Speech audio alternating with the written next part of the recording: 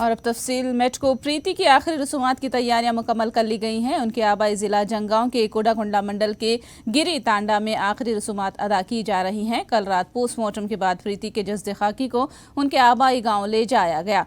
प्रीति के रिश्तेदारों का कहना है कि वो नफ्सियाती तौर पर इतनी कमजोर नहीं थी कि खुदकुशी कर लेती। रिश्तेदारों ने प्रीति के कत्ल के शुबहात का इजहार किया है।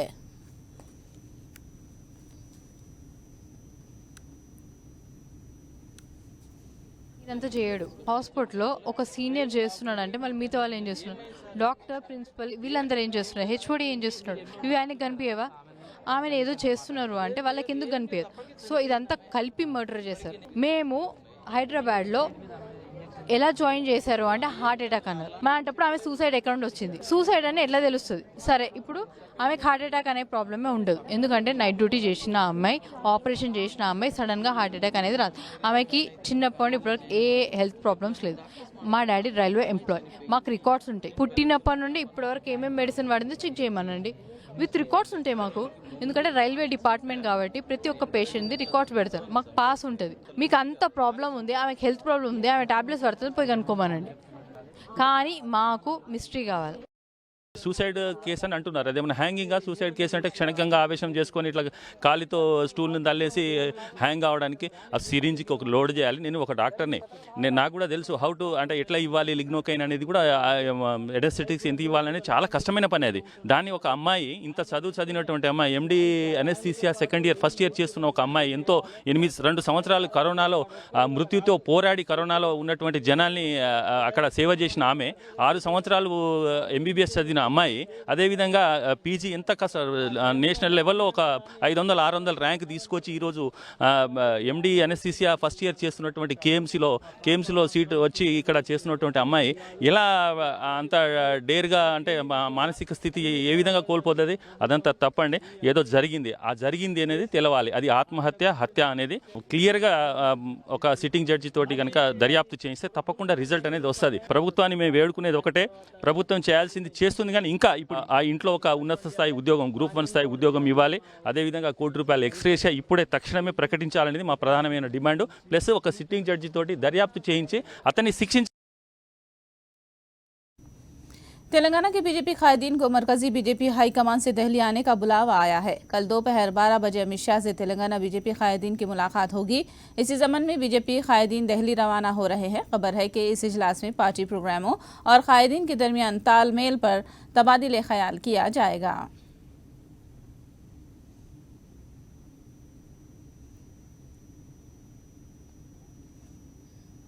मजालिस मुकामी हैदराबाद के तहत एमएलसी नशिस्त पर मजलिसी उम्मीदवार रहमत बेग का बिला मुकाबला इंतखाब अमल में आया है। उन्होंने इस मौके पर कहा कि सदर मजलिस असद अवैसी ने उन्हें एमएलसी बनने का मौका फराहम करके एक अदने कारकुन की खिदमत का सिला दिया है। उन्होंने कहा कि कभी ख्वाब में भी सोचा नहीं था कि असद अवैसी उन्हें इतनी इज्जत बख्शेंगे। నా పార్టీ ప్రెసిడెంట్ బైరషర్ అసదుద్దీన్ ఓవైసీ గారు కల్లులా చిన్న కార్యకర్తకు బి సంబంధం ఉన్నది, పెద్ద మనిషికి బి సంబంధం ఉన్నది. ఇలా నాకు ఎమ్మెల్సీ క్యాండిడేట్ ఎంఐఎం పార్టీ నుంచి మా సార్ బైరషర్ అసదుద్దీన్ ఓవైసీ సాబ్ డిక్లేర్ చేసినారు. నేను కింది గంచి వచ్చిన, నేను 94తోని పార్టీలో ఉన్నా, ఒక్క కార్యకర్త లాగా ఉన్నా. నేను నా కళలో బి చూడలేదు నేను ఇక్కడ దాకా వచ్చింది చెప్పి. అంతా మా పార్టీ ప్రెసిడెంట్ జనాబ్ బైరషర్ అసదుద్దీన్ ఓవైసీ గారు. दिल्ली के नायब वजीर आला मनीष सिसोदिया की गिरफ्तारी बीजेपी आमिरियत का मजहर है। तेलंगाना के वजीर जगदीश रेड्डी ने ये बात कही। उन्होंने इल्जाम लगाया कि ईडी, आईटी, सीबीआई जैसे इदारे आज़ादी के साथ काम नहीं कर रहे हैं। उन्होंने रिमार्क किया कि बीजेपी कायदीन जिन पर इल्जाम आयद कर रहे हैं, सीबीआई उन्हीं कायदीन की जांच कर रही है। जगदीश रेड्डी ने कहा कि बीजेपी के दिन पूरे हो चुके हैं और अवाम जल्द ही उन्हें सबक सिखाएंगे। మనీష్ సిసోడియా అరెస్ట్ అనేది బీజేపీ దుర్మార్గాలకు పరాకాష్ట. వాస్తవానికి ఏ సంస్థలు కూడా ఇవాళ ఈడీ కావచ్చు, ఐటీ కావచ్చు, సిబిఐ కావచ్చు, ఏ ఒక్క సంస్థ కూడా స్వతంత్రంగా నిజంగా జరిగిన నేరాలపైన విచారణ జరిపే పరిస్థితుల్లో లేవు. ముందే బీజేపీ ఎంపీలు, బీజేపీకి సంబంధించిన నాయకులు అవతలి పక్షాలపైన ఆరోపణలు చేయడం, వాళ్ళు ఎట్లయితే ఆరోపణలు చేస్తున్నారో, వారు ఎవరెవరి పేర్లు అయితే మాట్లాడుతున్నారో వాళ్ళపైనే ఈడీ కావచ్చు, సిబిఐ కావచ్చు కేసులు పెట్టడం, లేదా ఐటీ దాడులు చేయడం మనకు స్పష్టంగా కనబడుతుంది దేశవ్యాప్తంగా. ఇవాళ ఎమర్జెన్సీకి మించిన దారుణమైన పరిస్థితులు ఈ దేశంలో కొనసాగుతున్నాయి. తప్పకుండా దీంతో బీజేపీ ఏంది, కేంద్ర ప్రభుత్వం అనేది దేశ ప్రజలకు మరింత స్పష్టంగా అర్థమవుతుంది. తప్పకుండా బీజేపీకి బుద్ధి చెప్పే రోజులు రాబోతున్నాయి, తొందరలోనే ఈ దేశంలో అనేది స్పష్టంగా మనకు కనబడతా ఉంది. बीआरएस के क़याम के जरिए शराब स्कैम पूरे मुल्क में जाना जाने लगा है। कांग्रेस एमएलसी जीवन रेड्डी ने ये बात कही। उन्होंने कहा कि बीआरएस ने शराब स्कैम के धब्बे आप पर भी लगा दिए हैं। उन्होंने शराब स्कैम के जड़ों तक जांच करने का मुतालबा किया। उन्होंने इल्जाम लगाया कि इस स्कैम के तार हैदराबाद में प्रगति भवन से जुड़े हुए मिलेंगे। భారత రాష్ట్ర సమితి ఏర్పాటు చేయబోతున్న తరుణంలో వాళ్ళని మొత్తం దేశమంతా విస్తరింపజేస్తున్నట్టు కనబడుతుంది టీఆర్ఎస్ పార్టీ. అలా ఆప్కి ఏదైతుందో పాపం వాళ్ళు ఏ అనుభవం లేని వాళ్ళు, ఆప్ సిసోడియా కానీ కేజ్రీవాలే కానీ ఏ అనుభవం లేని వాళ్ళేదో దేశంలో పారదర్శకమైనటువంటి ఒక పాలనకు ప్రతీకగా ఉంటుంది ఆప్ అని చెప్పిన భావిస్తున్న తరుణంలో ఇప్పుడు ఈ మరక టీఆర్ఎస్కు ఉండే మరక అనేది ఏదైతుందో ఇంత పక్కపంటను కూడా కూర్చో మంచుకుంటుంది కదా. వీళ్ళు పోయి ఏదైతుందో ఢిల్లీకి పోయి వీళ్ళకున్న మరక ఆపు కట్టించొచ్చారు. వీళ్ళకుండే మరక అనేది అవినీతి మరక అనేది ఏదైతున్నదో ఆపు కంటించొచ్చారు. మరి లిక్కర్ స్కామ్ మూలాలు ఎక్కడున్నాయనేది వెలికి తీయాలి. ఈ సౌత్ గ్రూప్ కంపెనీ మూలాలు ఎక్కడున్నాయి, మరి లిక్కర్ స్కామ్ మూలాలన్నీ ఎక్కడ కనబడుతున్నాయి? హైదరాబాద్ కేంద్రంగా కనబడుతున్నాయి, ప్రగతి భవన్ కేంద్రంగా. निजामाबाद जिले के डीएओ इम्तिहान में माल प्रैक्टिस का वाकया पेश आया है। डिवीजन अकाउंट्स ऑफिसर के इम्तिहान में उम्मीदवार के बजाय किसी दूसरे शख्स के जरिए इम्तिहान लिखने का वाकया मंजर-ए-आम पर आया। बोरगाम जिला परिषद हाई स्कूल में डीएओ इम्तिहान की ओएमआर शीट को मुखीद नामी उम्मीदवार ने निगल लिया। मुखीद ने अपनी ओएमआर शीट पर गलत जवाब तहरीर किए और बाजू गैर हाजिर उम्मीदवार की ओएमआर शीट लेकर इम्तिहान लिखा। मुमतहिन को शक होने पर ओएमआर शीट बताने का मुतालबा किया तो मुखीद ने गलत जवाब की ओएमआर शीट निगल ली। ओहदेदारों ने पुलिस में शिकायत की तो पुलिस ने केस दर्ज करके जांच का आगाज कर दिया है।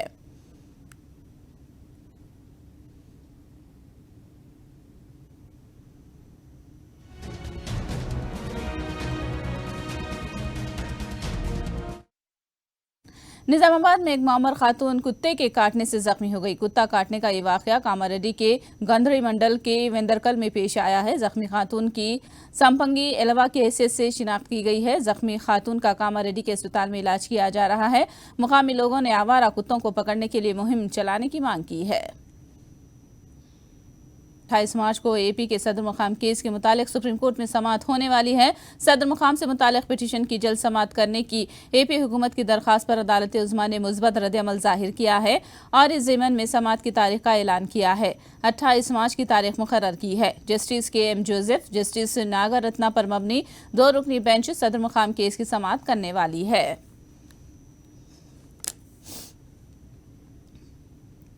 सुप्रीम कोर्ट से तेलुगुदेशम लीडर आयना पात्रुडू को झटका लगा है। आयना पात्रुडू के धोखाधड़ी केस में जांच की सुप्रीम कोर्ट ने इजाजत दे दी है। Justice M R. Shah, justice C T. Ravi Kumar पर मबनी बेंच ने यह अहकामात जारी किए हैं। कोर्ट ने वजाहत की कि आईपीसी के सेक्शन 467 के तहत जांच की जा सकती है।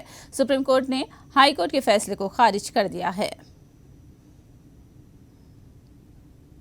10वीं जमात के सवालिया पर्चे के अफशा के मामले में तेलुगुदेशम लीडर नारायणा को झटका लगा है। सुप्रीम कोर्ट ने एपी हाई कोर्ट के फैसले से इत्तेफाक किया है और नारायणा की दरखास्त को खारिज कर दिया है। तालीमी इदारों से नारायणा का कोई ताल्लुक न होने का मौका पेश करने वाले वकील ने बताया कि 2014 में तालीमी इदारों के चेयरमैन की हैसियत से नारायणा ने इस्तीफा दे दिया था, लेकिन सुप्रीम कोर्ट ने इस वकील की उस दलील से इत्तेफाक नहीं किया। मगरबी रायलसीमा के तहत ग्रेजुएट हल्के के एमएलसी उम्मीदवार रविंद्र रेड्डी और टीचर एमएलसी उम्मीदवार रामचंद्र रेड्डी को भारी अक्सरियत से जिताने की रियासती वजीर पेद्दिरेड्डी रामचंद्र रेड्डी ने अपील की है। अनंतपुर में केटीआर फंक्शन हॉल में मुनाकिदा झेली शोबों के सुदूर के साथ तारुफी प्रोग्राम में पेद्दिरेड्डी ने शिरकत की। रियासती वजीर ने कहा कि 13 मार्च को मुनाकिद होने वाले इंतखाबात में जीत को यकीनी बनाएं। వైఎస్ఆర్ కాంగ్రెస్ పార్టీ అనుబంధ సంస్థల విభాగాలకు సంబంధించిన అధ్యక్షులు ఎవరైతే ఉన్నారో వారందరూ కూడా జగన్మోహన్ రెడ్డి గారు మీ మీద నమ్మకం ఉంచి మిమ్మల్ని అందరినీ కూడా ఈ పదవుల్లోకి తీసుకురావడం జరిగింది. తప్పకుండా మీరు బాధ్యతలు తీసుకున్నట్టే ఈరోజు వచ్చే 13వ తేదీ నాడు పట్టభద్రుల నియోజకవర్గానికి, శాసనమండలి నియోజకవర్గానికి రవీంద్రారెడ్డి గారు, వెన్నపూస రవీంద్రారెడ్డి గారు పోటీ చేస్తూ ఉన్నారు. ఎంవి రామచంద్రారెడ్డి టీచర్స్ కాన్స్టిట్యుయెన్సీకి పోటీ చేస్తూ ఉన్నారు. మరి వారి విజయానికి కూడా అనుబంధ సంఘాలకు సంబంధించిన అధ్యక్షులందరూ కూడా కృషి చేయాలని చెప్పి నేను మనసారా కోరుకుంటా ఉన్నాను. मजलिस इत्तेहादुल मुस्लिमीन ने महाराष्ट्र में मुनक़िदा कौमी कन्वेंशन में यकसा सिविल कोड की मुखालिफत में करारदाद मंजूर की। अलावा नाम निहाद गांव रक्षकों के खिलाफ कार्रवाई करने समेत 16 करारदादों को मंजूर किया गया। असद अवैसी ने मुंबई में मुनक़िदा जलसे में करारदादों के बारे में मुख्तसर बयान किया।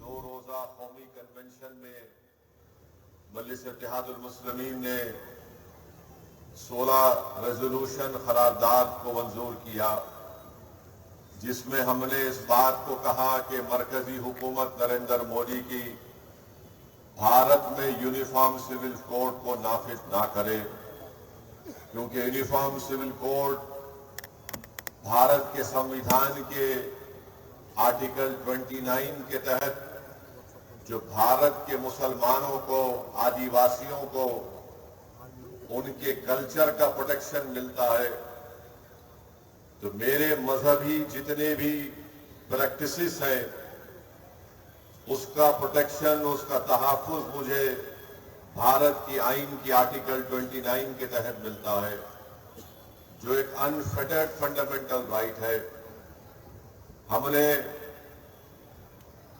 जो हेट क्राइम पूरे देश में हो रहा है, वतन अजीज में हो रहा है, जहां पर लोगों को महज इस बिना पर मारा जाता है कि मुसलमान और दलित या ईसाई है, मुसलमान को इसलिए पीटा जाता है कि बीजेपी और नरेंद्र मोदी की सरकार ने गौ रक्षक के नाम पर आतंकवादियों को पैदा किया है।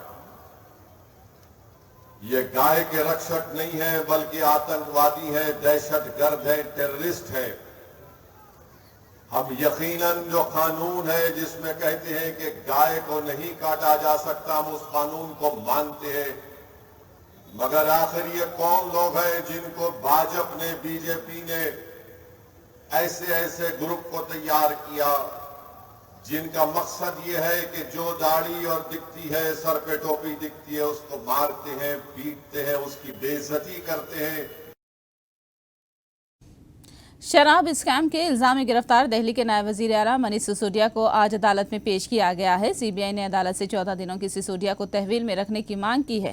सिसोदिया को कल शाम सीबीआई ने शराब स्कैम के इल्जाम में गिरफ्तार किया था। सीबीआई की कार्रवाई को सिसोदिया ने साजिश से ताबीर किया है। सिसोदिया की गिरफ्तारी के खिलाफ आम आदमी पार्टी एहतजाज कर रही है। आप ने सिसोदिया पर इल्जाम आयद करने को मुस्तरद कर दिया। सीबीआई ने दावा किया कि एक डिजिटल आले को जब्त किया गया है और तफ्तीश में सिसोदिया ने उसकी तफसीलात बताने से इनकार किया है। इसी दौरान आपके एहतजाज के पेश नज़र दिल्ली में सिक्योरिटी का भारी बंदोबस्त किया गया है। सिसोदिया की गिरफ्तारी के खिलाफ मुल्क भर में आम आदमी पार्टी की जानिब से एहतजाज किया जा रहा है। दिल्ली के अलावा हैदराबाद, चंडीगढ़, भोपाल में आम आदमी पार्टी के कायदीन और कारकुनों ने एहतजाज किया। एहतजाज के दौरान आपके कारकुनों और पुलिस में टकराव हुआ। मुख्तलिफ मुकामात पर पुलिस ने धरना देने वाले आपके कारकुनों को गिरफ्तार कर लिया है।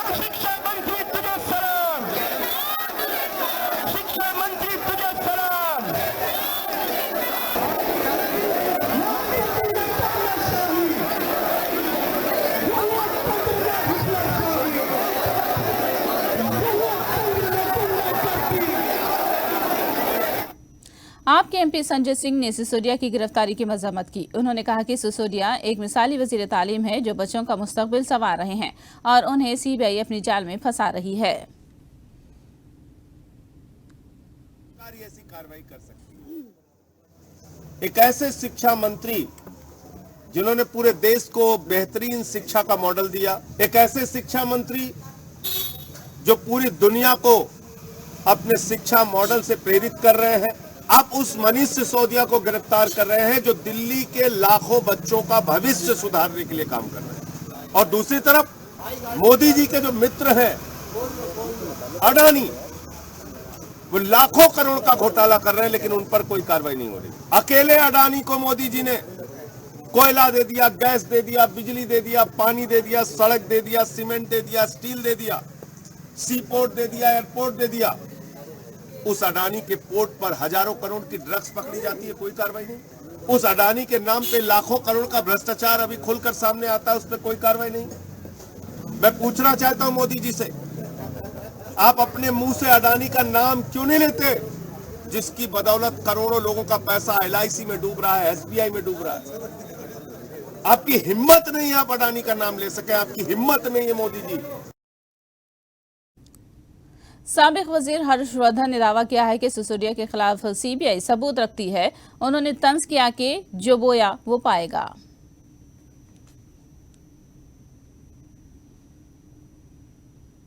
तो हमें मान के चलना चाहिए कि उनके पास पर्याप्त कारण होंगे उनको अरेस्ट करने के।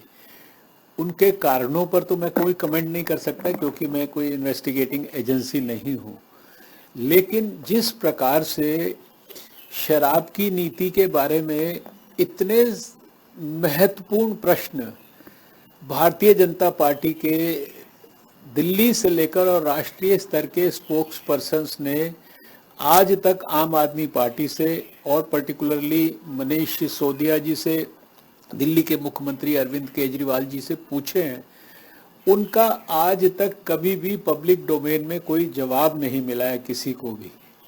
तो अब ऐसी स्थिति में अगर आप भ्रष्टाचार करेंगे तो नतीजा तो उसका उसी प्रकार का होगा जो भ्रष्टाचारी के साथ होता है। आप अगर पेड़ जो है वो बबूल का लगाएंगे तो आप एक्सपेक्ट करेंगे कि उसमें आम आएगा, आम तो नहीं आएगा। शुमाली मशरक रियासतों मेघालय और नागालैंड में असेंबली इलेक्शन के लिए वोट डाले जा रहे हैं। मेघालय और नागालैंड में 59 असेंबली सीटों पर इलेक्शन हो रहा है। इन दोनों रियासतों में मुकामी जमातों के साथ इत्तेहाद के जरिए हुकूमत कर रही थी। ताहम मेघालय में अब संगमा की एनपीपी से इख्तलाफात की वजह से बीजेपी तनहा मुकाबला कर रही है। मेघालय में सुबह से ही वोट डालने के लिए लंबी लंबी कतारें देखी गई। मेघालय में हमारुखी मुकाबले का इम्कान है। कांग्रेस और तृणमूल कांग्रेस भी तश्कील हुकूमत का दावा कर रही है। दोनों रियासतों में नताइज का ऐलान 2 मार्च को होगा।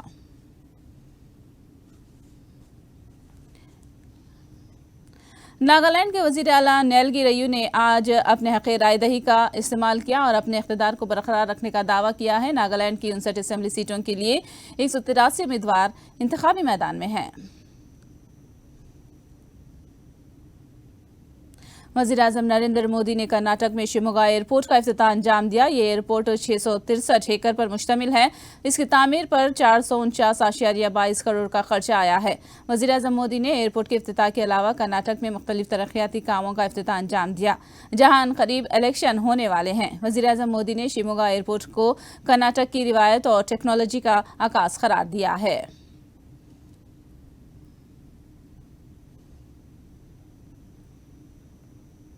शिमोगा एयरपोर्ट के इफ्तिताह के मौके पर वज़ीर-ए-आज़म नरेंद्र मोदी ने कर्नाटक के साबिक़ वज़ीर आला और बीजेपी लीडर येदियुरप्पा को 80वीं सालगिरह के मौके पर तहनीत पेश की और उन्हें सालगिरह की मुबारकबाद पेश की। Chief minister who presented the budget for Krushi. ಇನ್ನು ಅಡಿಕೆಯ ಈ ಮಾಲಿಕೆ ಮಲೆನಾಡು ಪ್ರದೇಶ ಇಲ್ಲಿನ ಬೆಳೆ ಎಲ್ಲವನ್ನ ಸಂಕೇತಿಸುವ ಅಡಿಕೆಯ ಹಾರ, ಅದರ ಕಾಣಿಕೆಯನ್ನ ಖುದ್ದು ಆದರಣೀಯ ಪ್ರಧಾನ ಮಂತ್ರಿಗಳು ಸನ್ಮಾನ್ಯ ಶ್ರೀ BS ಯಡಿಯೂರಪ್ಪ ಅವರಿಗೆ ಅವರ ಹುಟ್ಟು ಹಬ್ಬದ ಈ ವಿಶೇಷ ಸಂದರ್ಭದಲ್ಲಿ ಅವರಿಗೆ ನೀಡುತ್ತಿದ್ದಾರೆ. ಇನ್ನು ಸಾಂಪ್ರದಾಯಿಕ ಮೈಸೂರು ಪೇಟವನ್ನ ಪ್ರಧಾನಮಂತ್ರಿಗಳು ತೋರಿಸಲಿದ್ದಾರೆ. ಆನಂತರ ರೈತರ ಜೀವನಾಡಿ the flow will be presented. Hindustan और ऑस्ट्रेलिया के दरमियान यकुमार से इंदौर में तीसरा टेस्ट मैच खेला जा रहा है। हिंदुस्तान सीरीज में 2-0 की बढ़तरी पर है। 4 मैचों में सीरीज में ऑस्ट्रेलिया को वापसी के लिए तीसरे टेस्ट में कामयाबी जरूरी है, वरना सीरीज पर हिंदुस्तान का कब्जा हो जाएगा। इंदौर पहुंचने के बाद हिंदुस्तानी टीम के खिलाड़ियों ने खूब प्रैक्टिस की है।